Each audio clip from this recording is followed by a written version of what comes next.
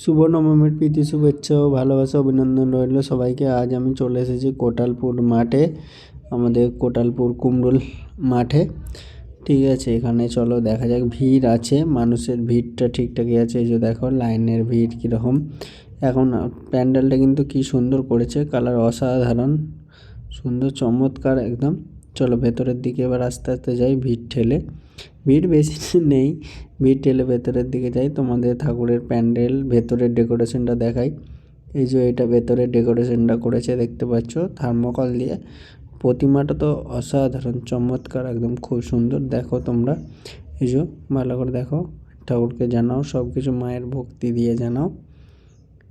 ঠিক আছে, চলো এবার একটু বাইরের দিকে বেরিয়ে পড়বো।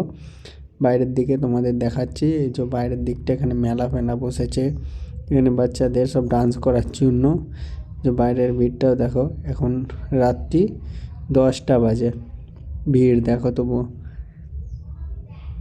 দেখে নাও তোমরা ভিড় কেমন আছে। ঠিক আছে, তারপর আমরা এখান থেকে বেরিয়ে অন্য এক জায়গায় ঠাকুর দেখতে চলে যাব। এটা আমাদের কোটালপুর মাঠের।